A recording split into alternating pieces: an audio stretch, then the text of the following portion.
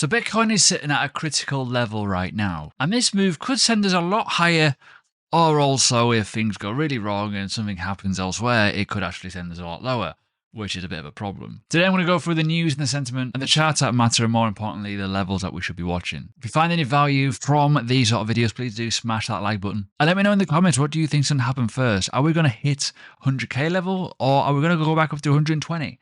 We're kind of at that kind of seesaw effect right now. Now, before we go anywhere further forward, stuff like this makes you wonder what's coming next. And we're going to go with the bullish tangent for a little bit, because when we start seeing stuff like this, now I said it in my previous video, stuff like Solana and Hype are trickling up, right? Obviously, Ethereum's kind of cooling off. But then you get stuff like MXY, or MYX, sorry, if I get my words right, to do an absolute giga chad pump out of nowhere. And I know if you've not been in this market that long, these sort of things do happen randomly. And it is relatively bullish. And it obviously is all about the Trump partnerships and all that kind of good stuff, right? But be mindful of, like, obviously systematic shorting and leverage, and it may well blow up in your face. And the reason why I talk about it is because people will get absolutely shafted by stuff like this. So an aggressive short squeeze, obviously a lot of liquidations in short against a lot of the longs essentially, and it's been pretty mental. But be careful of the red flags, okay? So don't get yourself blown up. But let's talk about the real nitty-gritty and why we're here. We've got to talk about the technicals and also the fundamental data. We had a bit of an announcement yesterday which created a bit of a problem. Basically, the BLS essentially is revising and showcasing that the total non-farm employment was overstated by 911,000 jobs, representing a 0.6% downward revision from March to March of 2024 to 2025. That's a bit of an issue. But that's the thing, like, these sort of like announcements kind of worry me, that how archaic and how weird do they count these sort of things? And that's just the way it is. Unfortunately. Go away. Why are you doing that? So yeah, this is a significant revision. Obviously, conditions and the economic side of it is worse than reported, which may mean an argument for rate cuts is literally baked in, pretty much. I think we're not going to get a no change. So that's going to be very, very interesting, and see where this policy gives us a situation of where we go next, essentially. I know that's a bit wishy-washy in terms of technical jargon, but there's a reason for that, and we've got to talk about it, because today, we have US price index, PPI. So the forecast is the same as what it should be, 3.3.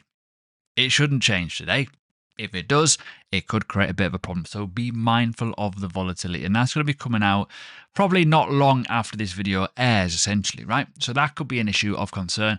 And obviously, the reason why we're kind of a bit skittish is because the last month was a bit bad, just saying, which would basically tell us that inflation is going to go higher. The reason why probably policy hasn't been quick enough in terms of rate cuts. You've also got tariffs. They've already been saying that tariffs will give us higher inflation short term. So that could be interesting too. But as I say, tomorrow we have CPI. So CPI is coming out tomorrow. The basis consensus is 2.9, which is going to be a 0.2% up potentially. If it comes in a little bit lower, it might be good. If it comes a bit higher, it might be bad. I don't know. We'll see. But basically, long story short, I think this week alone is going to probably tell us what's going to happen. And then we've got to go into the obvious in the room. Let's talk about it. Rate cuts. 91.8% is baked in for a 25 basis cut. 8.2%. That could change. That could swing either way.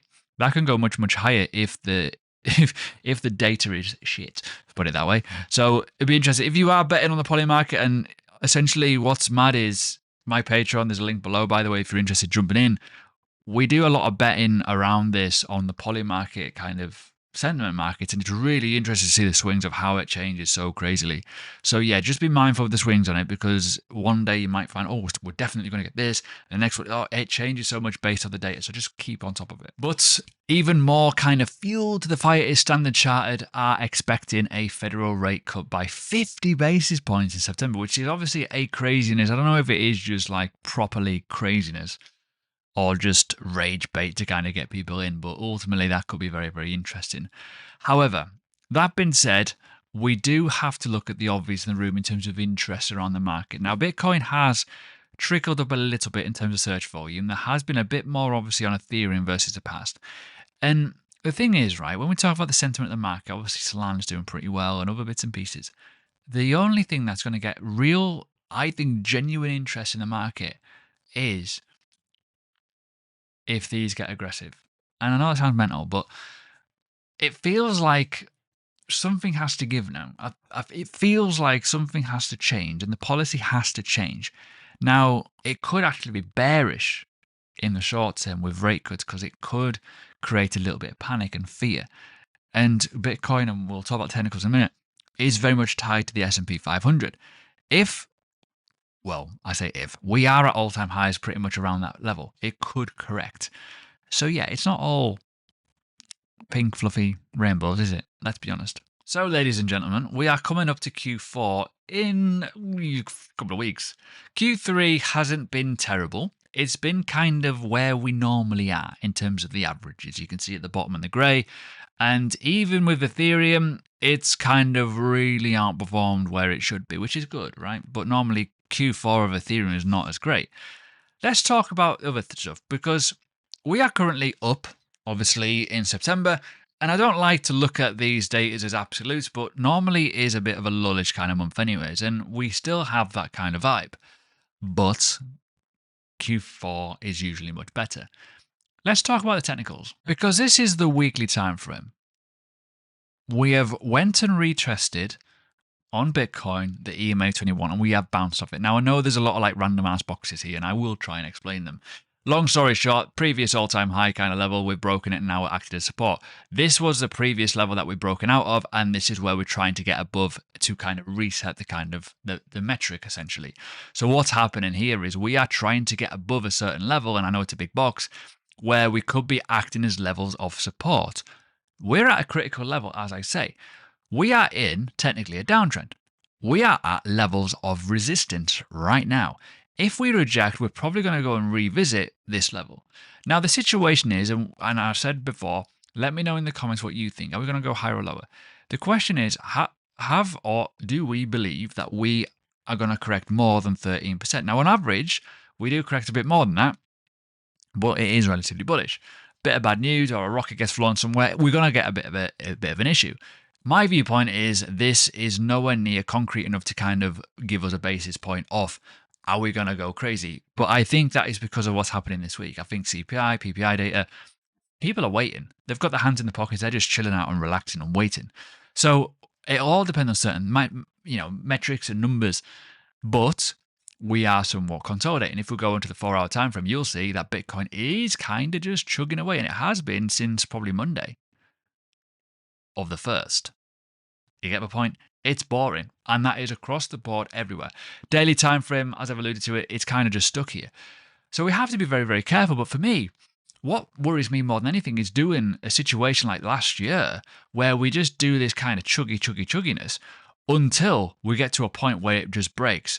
But there is going to be probably volatility at some point in the next not too distant future, in my viewpoint, because that's what kind of happens in September. It kind of just, it's a bit wishy-washy. It's horrible. And that isn't great for anything unless you're in some altcoins, because what is actually happening, even though Bitcoin's boring, the dominant is still doing this. And even though we are boring, Bitcoin dominance is very slowly, by the way, slowing down. So in some senses, some altcoins are doing all right, some are doing whatever, but you get the idea. It's kind of interesting. But for me, there's obviously two metrics here.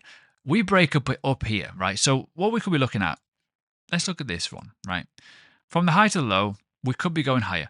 Now, for me to get really kind of into a bullish momentum, we've got to be over 116 in my viewpoint, because that is like proper change of character vibes and changing the situation. So we've got to be kind of up here and pull back into these levels, right? And then we start going up again. Obviously, yes, we can go up to some silly ass levels based off that extension alone. But for me, it just depends on so many metrics, because if we go from this overall structure point here to the high, we already have hit this 618 level, okay? That is another reason why this box is around here. But where do we go from here? But obviously, yes, it could be interesting. And my big grey box there is my potential long-term targets in terms of where we could be going. And that is literally a 10x, by the way, from the cycle low. However, That being said, it is very wishy-washy. We could expect a lot of volatility in and around this area, and we could be bouncing between the 382 and the 618 levels between $114 and $108,000. That could become pretty fucking boring. I do apologize, but that could be the situation where we're just ranging for a little bit, depending on what happens next. We are in a very data-led heavy market right now. So when we talk about the likes of the Nasdaq, for example, nearly at pretty much give or take body all-time highs. The S&P 500 at all-time highs. This is all important kind of metrics. The one thing as well, the Russell, we are chugging up to certain levels, which could be actually hitting us at all-time high levels. Why am I doing a tick on the screen? Don't even know why. Let's just do that. So this alone is of interest for a lot of people. This could allow the market to spark, and we could get a bit of a season if we break above this level. And I'm going to say the words alt season. If we break above there, potentially, maybe, who knows? But you get the idea. One thing that is of interest, obviously gold is flying. Keep an eye on that, just saying. But yeah, Bitcoin's interesting. Bitcoin could do so many things at so many given points, and you have nothing to say or do about it. And that's what worries me about this market, because it does what it wants. Sometimes you get a change of character one way, then it will reverse back on you. It may well just keep chugging up and chugging up and chugging up and chugging up. And I feel like, likewise in my channel, a lot of people have missed out, especially with Bitcoin. If you want to jump in an exchange that essentially is open to the UK, you got trading bots and all kinds of good stuff to accumulate Bitcoin. Bluefin's a good one. It's open to the UK, as I say, no KYC. Yeah, get in before the herd, before every exchange crashes, because I've got a little feeling that that will probably happen if the herd come back. But one thing that is interesting, and I know people find this like skewed data, and we don't know how many people are retail here, we don't know how many just institutions alone. The Bitcoin ETFs are still doing really well versus what you'd imagine in terms of this market. For me, it's fundamentally clear that there is interest. The Ethereum one has cooled off a lot, and you can probably argue with the price that has been the case. It has had a huge move. It's got to cool off at some point, which is why you're probably seeing the likes of Hype and Solana take a lot of that kind of weight at the minute in terms of dominance coming down, which is good to see, especially when you also combine the fact that, BNB is doing really well too. So yeah, we're at a certain situation, but for me, regardless of that, Bitcoin is looking relatively healthy, but we have to look at the situation of a potential liquidity kind of run. We may well go lower, we may well get some buyouts and interest, and it will depend on what's going to happen over the next couple of weeks. It may well be boring for a couple of people, but it is what it is. And overall, my longer term targets are still here, but I'm not ruling out the fact of a deviation below this EMA into the certain levels, and then we go higher. Sometimes with a bull market, and we are in a Bitcoin bull market still, there is some elements of squeaky, horrible, ugly screaming, realistically, where it gets a bit horrible and people get squished.